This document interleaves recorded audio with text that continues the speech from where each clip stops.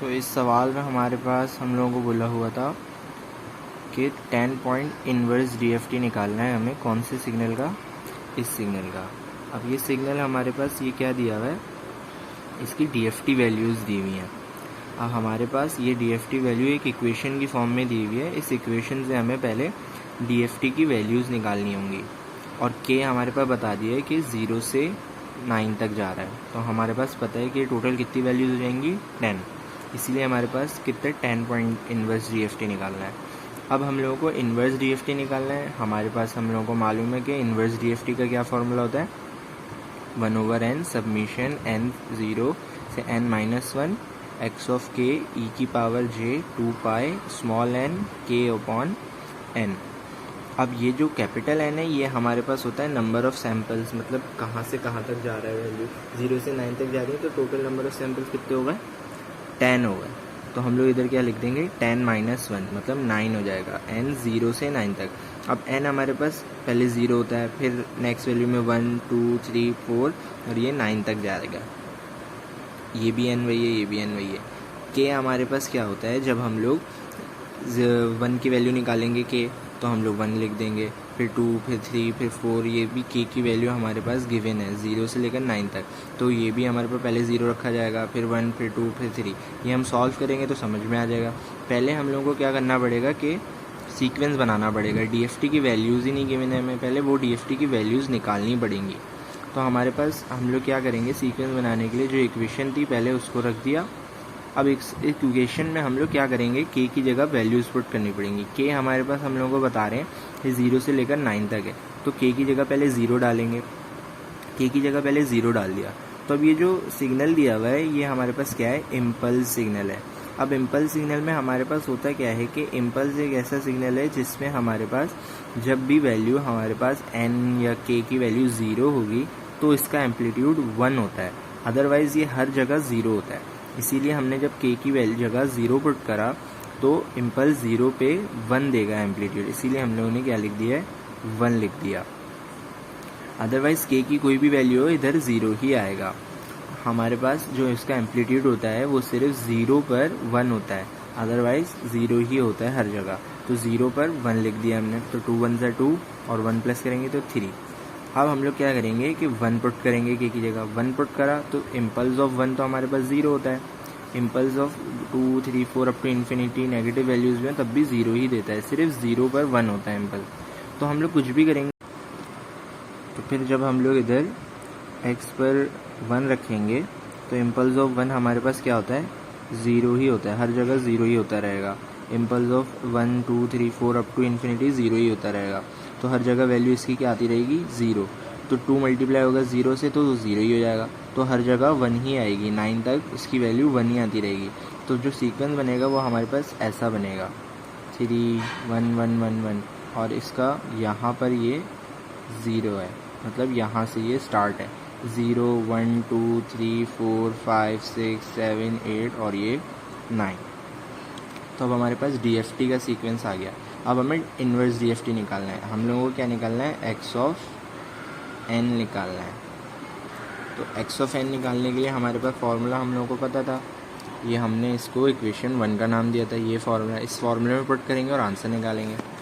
इस फार्मूले में देखिए अब हम लोग क्या करेंगे, 1/n था, तो n हमारे पास कितने थे, 10, मतलब 10 नंबर ऑफ सैम्पल्स थे ना हमारे पास। तो हमने 1/n की जगह क्या लिख दिया, इधर 10 आ गया, तो हमने 1/10 लिख दिया।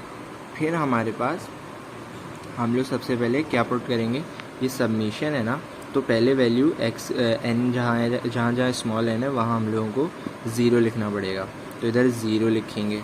तो इधर हम लोगों ने क्या लिख दिया, n की जगह 0। फिर हमारे पास क्या होता है, ये x ऑफ k है, तो x ऑफ k हमारे अभी हम लोग किसका निकालने हैं, 0 का निकाल लेना, तो हम लोग 0 लिख देंगे। x ऑफ 0 का निकाल लेना, तो इधर पहले वैल्यू किसकी आएगी, x ऑफ 0। फिर हम लोग स्मॉल n की जगह हम लोगों ने क्या लिखा है, 0। k हमारे पास क्या है कि पूरे टर्म में हमारे पास 0 रहेगा, यहाँ पर हमने 0 लिख दिया। n हमारे पास पूरे टर्म में 0 रहता है, k नहीं रहता, n रहेगा, एन इधर भी ज़ीरो होगा, फिर नेक्स्ट टर्म में लिखेंगे वो भी ज़ीरो होगा, फिर इधर लिखेंगे वो भी ज़ीरो होगा, इधर इधर इधर ज़ीरो होगा। के की वैल्यू हमारे पास बढ़ती जाएगी, मतलब के इधर कितना था 0, फिर इधर 1, फिर इधर 2, फिर इधर 3, फिर इधर 4, फिर 5, फिर 6, फिर 7, ये 9 तक जाएगा, क्योंकि हमारे पास 0 से 9 तक जा रही था के की वैल्यू। तो हमने के की वैल्यू इधर क्या लिख दी 0, फिर के की वैल्यू 1, फिर के की वैल्यू 2, फिर 3, फिर अप टू 9 तक जाएंगे। अब इसको हम लोगों ने क्या करना है, सॉल्व करना है। अब बेसिकली ये इसका क्या मतलब है, इसकी जगह हम लोग क्या लिखेंगे x ऑफ 0, मतलब DFT वैल्यूज़ में x ऑफ 0 पे क्या वैल्यू आ रही है, x ऑफ 0 पे हमारे पास क्या वैल्यू है 3 है, तो इसकी जगह हम लोग क्या लिखेंगे 3, तो हमने इधर 3 लिख दिया। अब क्योंकि ये 0 है हर जगह, 0 0 0 इधर आ रहा है, 0 मल्टीप्लाई आ रहा है, तो ये सबकी वैल्यूज़ को 0 कर देगा, ई की पावर को 0 कर देगा बेसिकली। तो ई की पावर 0 कर दी, 0 0 0 0। अब ई की पावर अगर 0 हो रही है किसी जगह, तो हमारे पास उसकी वैल्यू होती है 1, इधर मैं लिख देता हूँ। ई की पावर 0 जब भी होती है तो उसका वैल्यू होता है 1, तो हमने लिख दिया 1। तो इधर हर जगह 1 आता रहेगा। फिर 3 + 1 + 1 + 1 इन सबको प्लस करेंगे तो 12 आंसर आएगा। 12 को हम लोगों ने डिवाइड करा देना है 10 से, तो x ऑफ 0 पे वैल्यू क्या आएगी हमारे पास 1.2। तो x ऑफ 0 पे हमारे पास n की वैल्यूज़ में, मतलब x ऑफ n निकाल लेना, तो x ऑफ n में 0 पर वैल्यू आएगी 1.2। अभी हमारे पास एक वैल्यू आई है, अब हम लोगों को बाकी 9 वैल्यूज़ भी निकालनी है। तो x ऑफ 0 पे हमने सॉल्व कर लिया था, अब x ऑफ 1 रखेंगे। अब जहाँ जहाँ स्मॉल n था वहाँ हम लोग रखेंगे 1। स्मॉल n कहाँ होता है, यहाँ होता है, तो 1 1 1 1 हर जगह 9 तक लेकर 1 ही जाएगा। k की वैल्यूज़ इंक्रीज़ होती रहती हैं, इधर k था तो इधर पहले 0, फिर 1, इधर भी 0 था क्योंकि इसी की टर्म है, 0 0 1 1 2 2 3 3 4 4 अप टू 9 तक, क्योंकि 9 सैम्पल्स हैं। फिर हम लोगों ने क्या करा है, फिर हम लोग इसको करेंगे सॉल्व। अब यहाँ देखें ये तो वैल्यू 0 है, तो यहाँ पर हम लोग इसको मल्टीप्लाई करा देंगे इससे, तो ये पूरा 0 हो जाएगा, ई की पावर 0 हो जाएगी। और ई की पावर 0 क्या होती है 1 होती है, तो हम लोगों ने इधर ई की पावर 0 में क्या लिख दिया 1। और ये x ऑफ 0 है, तो x ऑफ 0 पे हमने पहले देखा था कि x ऑफ 0 हमारे पास क्या आ रहा था 3, तो हम लोगों ने इधर क्या लिख दिया है 3। फिर इधर x ऑफ 1 हमारे पास 1 आ रहा था, इसको सॉल्व करेंगे, देखें 2 1 = 2, 2 5 = 10, यहाँ पर कैंसिलेशन हो रही है। फिर हमारे पास आंसर क्या आएगा e की पावर j π/5, तो हमने क्या लिख दिया e की पावर j π/5। इसी तरह आप इसको भी सॉल्व करेंगे कैंसिल करके, इसको भी इसको भी इसको भी इसको भी इसको भी सबको करेंगे, तो लास्ट में हमारे पास ये वैल्यूज़ बनेंगी। फिर हम लोग क्या करेंगे कि इनको सॉल्व करना होता है, e की पावर j π/5। इसमें लगता है यूलर का फार्मूला। अब यूलर का फार्मूला क्या होता है, जैसे e की पावर j π/5 है, इसको हम लोग किस तरीके से सॉल्व करते हैं, इसको हम लोग सॉल्व करते हैं इससे, e की पावर j के साथ जो भी आंसर होता है हम लोग उसमें लिखते हैं cos theta plus iota sine theta. अब इधर हमारे पास क्या है e की पावर j π/5, तो π/5 में हम लोग क्या लिखेंगे cos π/5 प्लस आयोटा साइन π/5। इसमें हम लोग क्या कर देंगे π/5 आ गया थीटा की जगह, तो ये जब आप कैलकुलेटर में रखेंगे कॉम्प्लेक्स रखना पड़ेगा क्योंकि इधर आयोटा है, कॉम्प्लेक्स रख के हमारे पास आंसर आएगा ये 0.8 प्लस 0.5 आयोटा, ये आंसर आएगा। तो इसी तरह आप ये सॉल्व कर लिया, ये सॉल्व करेंगे, ये करेंगे, ये करेंगे, ये सारे वैल्यूज़ हमारे पास सॉल्व करेंगे।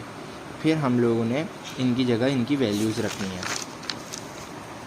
तो इधर आ गया हमारे पास 1/10। फिर पहली टर्म में हमारे पास ये आंसर आ रहा था तो हमने 3 लिख दिया, फिर ये आ रहा था आंसर, फिर ये सारे आंसर्स हमारे पास आ रहे थे, तो हम लोगों ने आंसर्स यहाँ पर लिख दिए। अब इन सबको कराना है ऐड, इन सबको ऐड कराएंगे आप तो हमारे पास आंसर आएगा 2। 2 को डिवाइड कराएंगे 10 से तो हमारे पास आंसर आएगा 0.2, तो 1 की वैल्यू भी आ गई हमारे पास 0.2 आ रही है। इसी तरीके से आप x ऑफ 2 पे निकालेंगे, x ऑफ 2 पे निकालेंगे किस तरीके से, अब स्मॉल n की जगह जहाँ जहाँ स्मॉल n था वहाँ लिख देंगे 2 2 फिर 2 फिर 2 फिर 2, हर जगह 2 2, मतलब 9 तक 2। k की वैल्यू इंक्रीज़ होती है, k जहाँ जहाँ था वहाँ पहले 0, फिर 1, फिर 2, फिर 3, फिर अप टू 9 तक। तो इसको आप लोग सॉल्व करेंगे पिछले टर्म की तरह, जैसे मैंने बताया यूलर का फार्मूला लगाएंगे। क्योंकि ये लंबा प्रोसीजर है, मैं कैलकुलेटर में सॉल्व करके तो नहीं दिखा सकता, मैंने सॉल्व करा हुआ है ऑलरेडी। तो आप लोगों के पास कुछ इस तरीके की वैल्यूज़ आ रही होंगी। इस तरीके की वैल्यूज़ करने के बाद आप लोग इसको प्लस कराएंगे, तो ये 0.2 ही आएगा इसका भी आंसर। इसको सिर्फ प्लस कराने के बाद ना आपका आंसर आ रहा होगा 2। फिर 2 को आप 10 से डिवाइड कराएंगे, यहाँ पर क्या लिख दिया हमने 2। फिर 2 को 10 से डिवाइड कराएंगे तो हमारे पास आंसर आएगा 0.2। फिर x3 का सॉल्व करेंगे। x3 में भी अब क्योंकि मैंने यहाँ पर सारे सॉल्व करे हुए, आपको सारे सॉल्व करने पड़ेंगे, खुद ही लिखने पड़ेंगे। मैंने तो ऑलरेडी सॉल्व किया हुआ है, तो आप लोगों को ये सारा टर्म लिखना पड़ेगा। जहाँ जहाँ स्मॉल n था वहाँ वहाँ अब आप क्या लिखेंगे 3, और k की वैल्यू इंक्रीज़ होती जाएगी। x0 फिर 1 फिर 2 फिर 3 फिर 4 फिर अप टू 9 तक जाएगा, क्योंकि कैपिटल N जो है वो 9 तक था, 0 से लेकर 9 तक।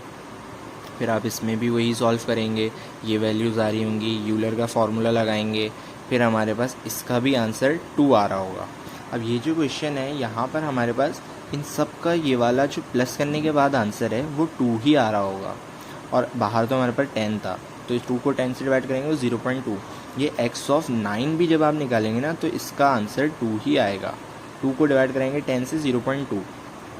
मैंने करा हुआ है सॉल्व, इसलिए मुझे पता है कि इसका आंसर क्या आएगा। तो इसी तरीके से x3 तक निकाल लिया। फिर x4 में भी आप वही करेंगे, इसका भी आंसर वही आ रहा है। फिर x5 में भी, फिर x6 में, फिर 7, फिर 8, फिर हमारे पास 9 में। मैं सारे वैल्यूज़ आपको दिखा देता हूँ। अगर आप लोगों को सोल्यूशन चाहिए हो तो आप वीडियो पॉज करके जो है स्क्रीनशॉट ले सकते हैं। ये हमारे पास हो गया फर्स्ट पेज।